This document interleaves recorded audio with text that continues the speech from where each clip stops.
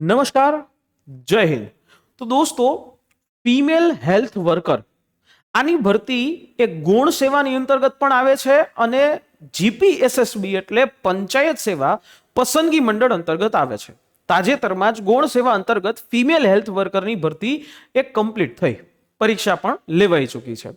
હવે અહીંયા ગુજરાતની અંદર પંચાયત સેવા પસંદગી મંડળમાં એટલે કે અલગ અલગ જિલ્લાઓમાં જે જિલ્લા પંચાયત હોય અને એના લેવલ ઉપર ફિમેલ હેલ્થ વર્કરની ભરતી એ આવવા જઈ રહી છે। તમને ખ્યાલ હશે, અહીંયા પંચાયત સેવા પસંદગી મંડળે એનું આખું એક ભરતી કેલેન્ડર પણ રજૂ કરી દીધું છે।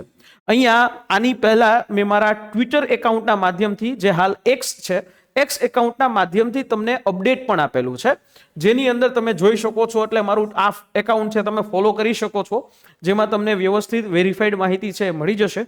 પણ ફિમેલ હેલ્થ વર્કરની અંદાજિત 1400 જગ્યાઓ ઉપર, કેટલી 1400 જગ્યાઓ છે, આ 1400 જગ્યાઓ ઉપરની ભરતી આવનારા સમયમાં આવી રહી છે।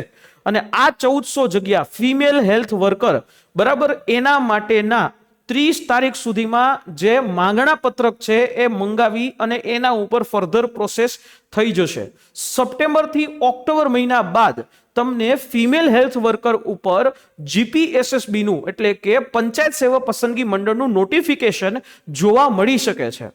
પણ હવે 1400 જેવી જગ્યાઓ છે, તો ફિમેલ હેલ્થ વર્કરમાં અહીંયા તમે જોશો તો આ કેલેન્ડર મુજબ આ બધી ભરતીઓ છે એ અહીંયા આપી જ દેવામાં આવી છે, બરાબર। ફિમેલ હેલ્થ વર્કરમાં સૌથી બેઝિક ક્વેશ્ચન હોય કે એમાં કોણ ફોર્મ ભરી શકે। ફિમેલ હેલ્થ વર્કર એટલે કે FHW, આ ફિમેલ હેલ્થ વર્કરની અંદર જોવા જઈએ દોસ્તો, તો ફોર્મ ભરવાની અંદર કોણ ફોર્મ ભરી શકે? તો કે જેમણે હાયર સેકન્ડરી સ્કૂલ સર્ટિફિકેટ હોય, બરાબર, એટલે 12 પાસ હોય, અને એની સાથે સાથે એને પાસે નર્સ મિડવાઇફનો કોર્સ હશે, અથવા તો જે છે એની પાસે નર્સિંગ કાઉન્સિલનું જે સર્ટિફિકેટ કહેવાય આપણે ANM, બરાબર, ફિમેલ હેલ્થ વર્કર તરીકેનો જે બેઝિક ટ્રેનિંગ કોર્સ જે ગવર્મેન્ટ માન્ય હોય, બરાબર છે, એ ઓક્ઝિલરી નર્સ મિડવાઇફ કોર્સ કહેવાય, ANM કહેવાય। તો એ હશે તો એવા જે બહેનો છે, ફિમેલ બહેનો, એ બહેનો અહીંયા અપ્લાય કરી શકે છે। હવે વાત છે કે ફિમેલ હેલ્થ વર્કરની અંદર FHW, આ FHW માં તમામ ગુજરાતની બહેનો જે છે એ અહીંયા ફોર્મ ભરી શકે છે।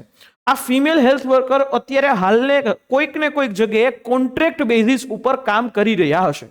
એ બધી બહેનો છે એમને હું અહીંયા ચોક્કસથી કહેવા માંગુ છું કે બહેનો, આ ભરતી આવશે એ કાયમી આવશે। 1400 જગ્યાઓ છે ફિમેલ હેલ્થ વર્કરમાં। ફિમેલ હેલ્થ વર્કરની અંદર તમારા જ જેવા બધા લોકો હશે।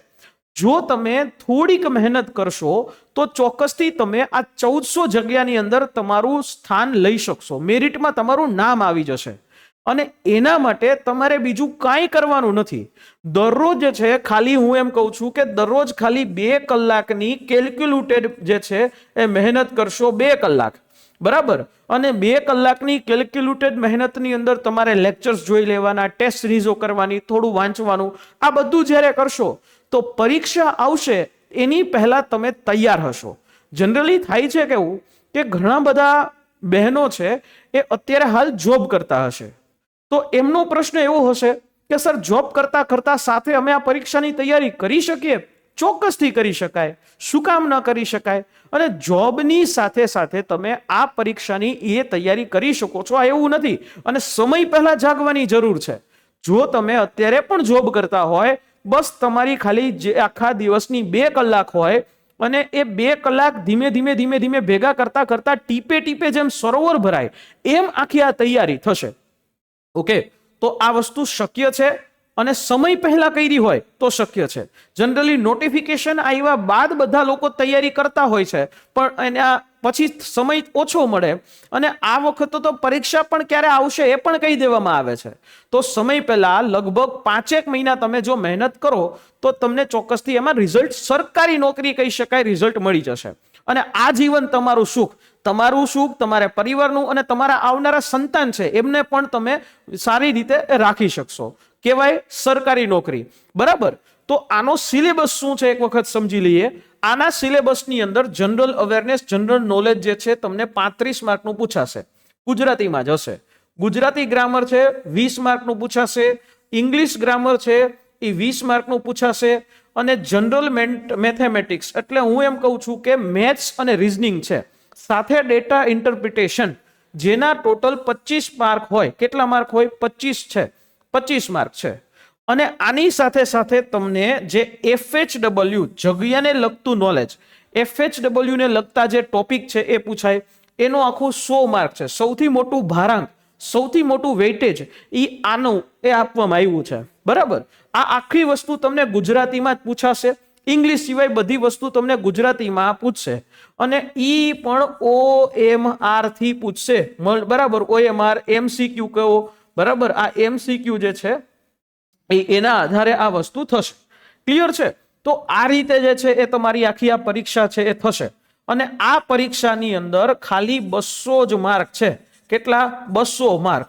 અને 200 માર્કની અંદર જો તમે વ્યવસ્થિત તૈયારી કરો, બરાબર, તૈયારી કરવી હોય તો થઈ જ શકે એમ છે. બરાબર છે? તો એના માટે સિમ્પલ ઈ વસ્તુ છે. અને ઇવન કે તમને FHW ના ટોપિકમાં શું પૂછાય, તો FHW ની અંદર અલગ અલગ 16 જેવા ટોપિકો આવે. જે અહીંયા તમને મેં આપ્યા છે, આવા 16 ટોપિકો છે એ તમને પૂછી શકાય. આ 16 ટોપિકોની અંદર આ બધા ટોપિકો છે એ તમને આવડતા જ હોય, તમે ભણ્યા પણ હશે. બરાબર છે? તમે થોડું ઘણું ભણ્યા પણ હશે.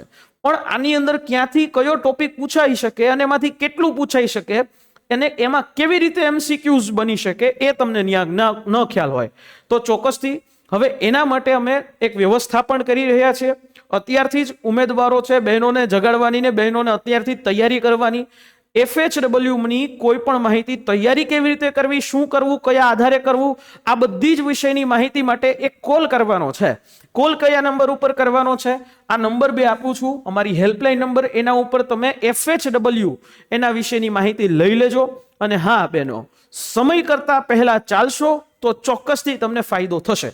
બરાબર, કારણ કે તરસ લાગે અને કૂવો ખોદે તો દરેક લોકો, પણ તરસ લાગે એની પહેલા જે છે એ તમે કામ કરીને બેઠા હોય તો રિઝલ્ટ જે છે એ તમને ચોક્કસથી મળી શકે.